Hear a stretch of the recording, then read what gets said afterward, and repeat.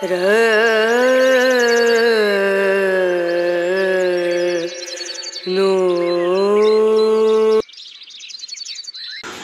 Everyone, good morning, welcome back to my channel Indrani's ব্লগে তোমাদের সকলকে স্বাগত জানিয়ে আজকের ভিডিওটি স্টার্ট করছি।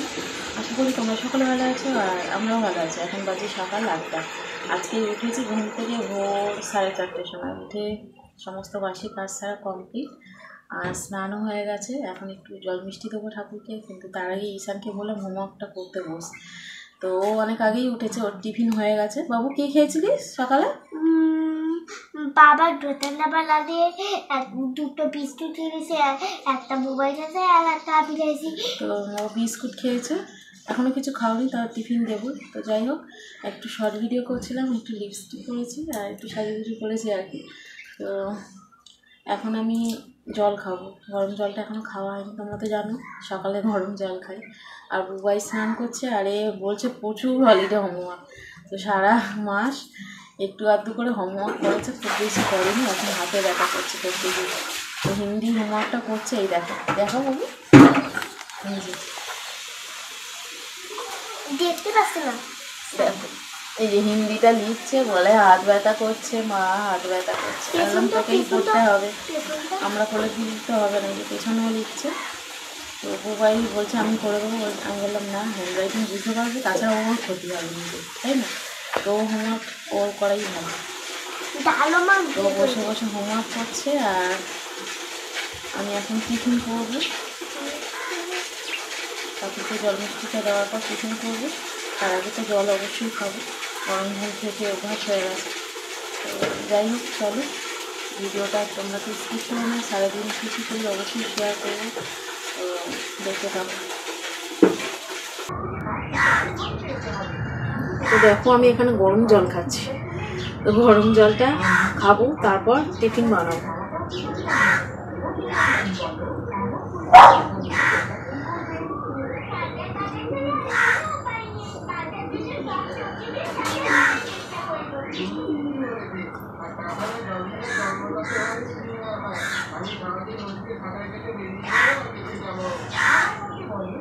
ঈশান, গরম জল খাবি? গরম জল খাবি কি?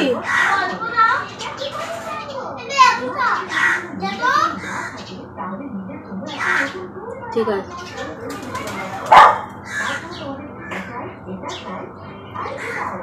পায়রাগুলো এত ডানা ঝাপটায় না, জল নোংরা হয়ে যাচ্ছে। গ্যাসের উপর জল বসিয়ে রেখেছি, ভাবলাম আর একটু জলটা নিয়ে নোংরা হয়নি।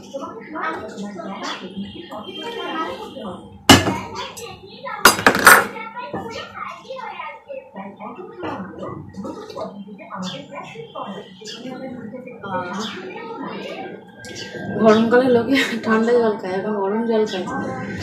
গরম জল খেয়ে আ করছে।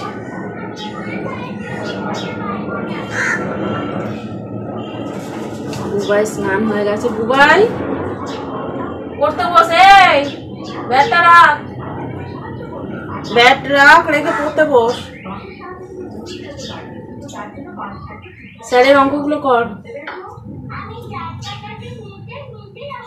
কি করেছিস? এই দেখ, ব্যাট কালার করেছে। এই বাবা চ্যাট চ্যাট করছে তো। আরে ওপরটা ধরো। ওপরটা করিস নি? ওপরটা কি করে? ওপরটাও তো করে নাকি? বিচ্ছিরি আগে ব্যাটটা কি করেছে কালার করে?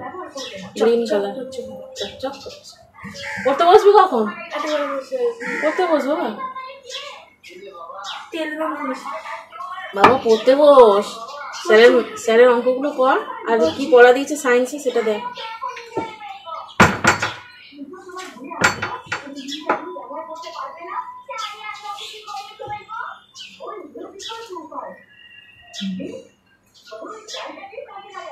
গরম জল খেতে খেতে পুরো ঘাম বেরিয়ে গেছে।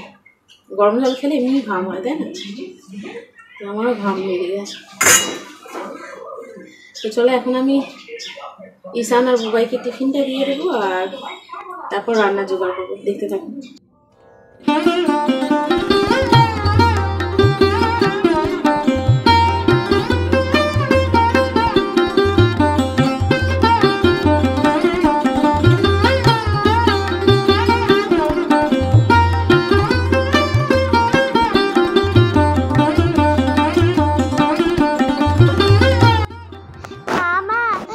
আমার মুড়ি আর ডিমটা পেলে খুব ভালো লাগে। তাই হ্যাঁ এখন বাজে প্রায় 10:30, অনেকটাই বেলা হয়ে গেছে। ওকে টিফিন দিলাম, মুড়িটা একটু হালকা করে ভেজে দিয়েছি আর ডিমের পোচ করে দিয়েছি। তো খাচ্ছে টিভি দেখতে দেখতে, হোমওয়ার্ক করছিল, এখন টিভি দেখতে দেখতে খাচ্ছে। আর আমি এখন রান্নাটা করে নেবো। কালকে পুঁই শাক এনেছিল, এই যে পুঁই শাকগুলো আমি কাল করিনি, ফ্রিজে রাখা ছিল। তো আজকে ভাবছি পুঁই শাক দিয়ে আলু দিয়ে চচ্চড়ি করবো। আর পটল আছে, পটল দিয়ে মাছ বের করে রেখেছি, কিছু মাছ কালকেকার ছিল আর কি, সেই মাছ দিয়ে পটল দিয়ে আলু দিয়ে ঝোল করবো। তো আজকের এই রেসিপি হবে আর কি, তো এই রান্নাটাই করবো। দেখো ডাঁটাগুলো কি মোটা মোটা, সেদ্ধ হবে কিনা জানি না। ডাঁটা মোটা ভাল লাগে না, হাইব্রিড তাই না?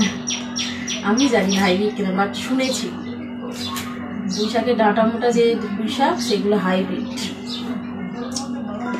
সরু ডাঁটার পুঁই শাকগুলো খেতে খুব ভালো লাগে, ওগুলো দেশি হয় শুনেছি।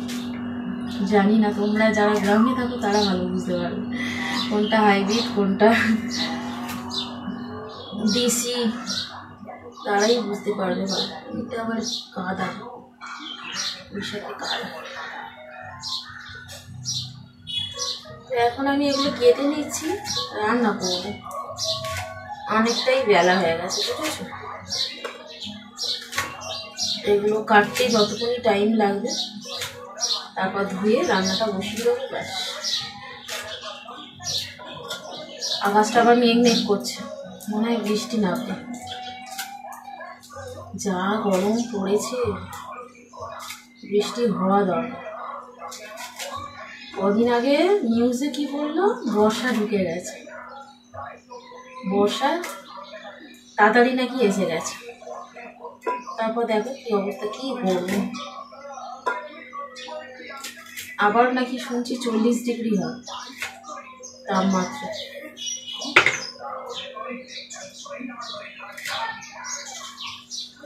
চল্লিশ ডিগ্রি তাপমাত্রা হলে যে কি যে অস্বস্তি লাগে না, কি বলবো। এই তো কদিন আগেই গেল, কি গরম কি গরম। এখনই ঘেমে স্নান হয়ে যাচ্ছে, আর 40 ডিগ্রি। আর আমি একটু বেশি ঘামি, একটু কাজ করলেই ঘেমে যাই। আমার ঘামতে একদম ভালো লাগে না, কিন্তু আমি বেশি ঘামি।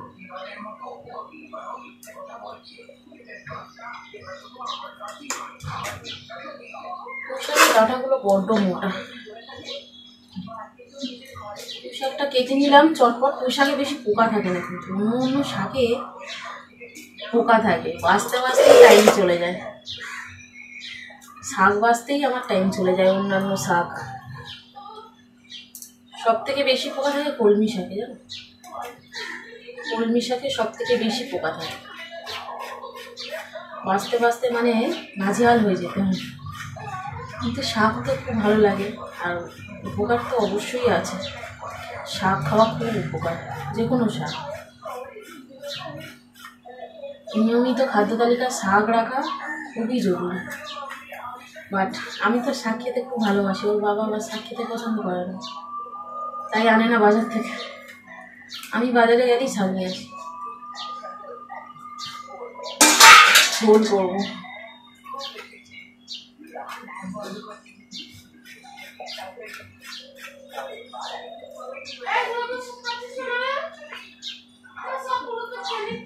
এই না,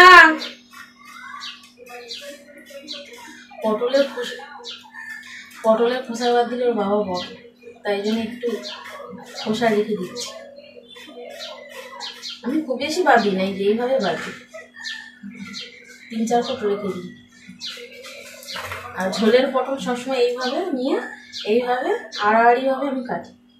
এই যে এরকম কাটলাম, তো এরকম আড়াআড়িভাবে কেটে নেবো। এটা আমার শাশুড়ি মা শিখিয়েছে, ঝোলের পটল এইভাবে কাটতে হয়। এই যে এইভাবে নিয়ে এইভাবে এইভাবে আমি ঝোলের পটল কাটি। আমি আগে কাটতাম এইভাবে, বলে এইভাবে ঝোলের পটল কাটে না। তো যাই হোক, আমি এখন এগুলো করে নিচ্ছি। আর তোমরা ভিডিওটা স্কিপ করো না। যারা আমার নিয়মিত ভিডিও দেখো তাদেরকে অনেক অনেক ধন্যবাদ আমার ভিডিও দেখার জন্য। আর প্লিজ তোমাদের রিকোয়েস্ট করছি, কেউ কিন্তু স্কিপ করো না ভিডিও। স্কিপ করলে কী হয়, রিচ কমে যায়। একদম প্লিজ কেউ স্কিপ করবে না। যারা ভিডিও দেখে তারা সম্পূর্ণ ভিডিওটা দেখবে, দেখে তারপরে লাইক কমেন্ট করবে, ঠিক আছে? আর তোমরা সাজেস্ট করো কেমন ভিডিও দিলে তোমাদের পছন্দ হবে, আর আমি সেরকম ভিডিও পারবো সেই রকমই সাজেস্ট করবো, পারবো কি না। আমি যেমন পারবো তোমরা সাজেস্ট করো কেমন ধরনের ভিডিও তোমরা দেখতে চাও। আর যাতে আমি পারি, আবার আনকমন কোনো ভিডিও বলে দিও না যে এই ভিডিও করো, সেটা তাহলে হবে না, ঠিক আছে? যেটা কমন ভিডিও করার মতন, নর্মাল ভিডিও, সেরকম সাজেস্ট করো, রিকোয়েস্ট করতে পারো আমাকে। তো আমি চেষ্টা করবো করার, ঠিক আছে? দেখো তোমাদের সাথে গল্প করতে করতেই আমি ঘেমে স্নান হয়ে যাচ্ছি। আসলে এই ঘরটায় পাখা নেই, এই ঘরটায় পাখা নেই। একটা পাখা থাকলে তাহলে পাখার তলায় বসে বসে কাটলে আর অসুবিধা নেই। রান্না করতে তো অতটা গরম লাগে না, দাঁড়িয়ে দাঁড়িয়ে রান্না করে। কিন্তু এই যে কাটাকুটি, তারপর অনেক সময় ময়দা মাখা, এগুলো একটু কষ্ট হয়। বলেছিলাম অনেকবার যে এই ঘরে একটা পাখা লাগানোর জন্য, শুনে নাও বাবা।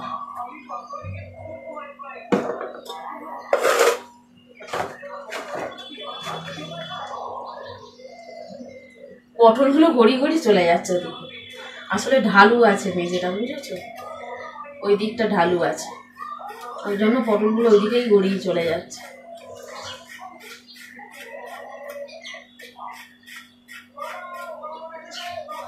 জল পড়লেও তাই ওদিকে চলে যায়, ওদিকে যেহেতু ড্রেন আছে জল বেরিয়ে যাওয়ার, ওই জন্য ওই দিকটায় গড়িয়ে যায়। আর ওইদিকে ফ্রিজ রাখা আছে, তো ফ্রিজের তলায় ঢুকে গেলে আর পাওয়া যাবে না।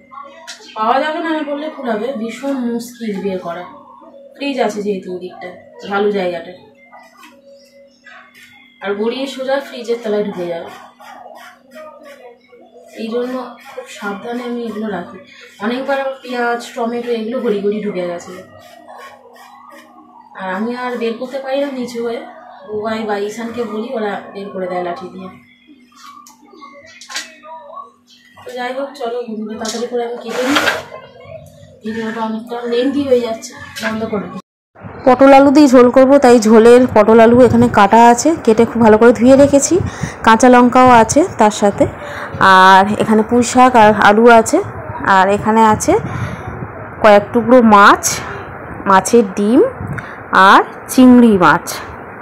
তো এখন আমি ঝোল রান্নাটা করে নেব। এখানে দেখো জিরে, গোটা জিরে আর তেজপাতা ফোড়ন দিয়েছি, তার সাথে একটা শুকনো লঙ্কাও দিয়েছি, দিয়ে খুব ভালো করে নাড়াচাড়া করে ভেজে নিচ্ছি। তো একটু ভাজলে ঝোল খেতে ভালো হয়। এখানে মাছের ডিম আর মাছ ভাজা আছে, আর এদিকে পুঁই শাকটা হচ্ছে। দেখো ঝোলটা আমি কষে মেজে গামলায় বসিয়ে দিয়েছি, আর এইদিকে ভাবলাম ভাতটা তো দমে রেখেছি, গ্যাসটা কেন অফ যাবে। তো এদিকে আমি চেঞ্জ করে দিয়েছি, ঝোলটা গামলাতে ঢেলে ফুটছে এখন। এখানে দেখো রান্না কমপ্লিট। চিংড়ি মাছ দিয়ে, আলু দিয়ে, পুঁই শাক দিয়ে চচ্চড়ি করেছি, আর মাছের ঝোল আলু পটল দিয়ে। তো চলো, সেই সাথে সাথে আজকের ভিডিওটা আমি এখানেই এন্ড করছি। আজকের ভিডিওটা কেমন লাগলো তোমাদের অবশ্যই লাইক কমেন্ট করে জানিও। সবাই ভালো থেকো, আজকের মতো টাটা।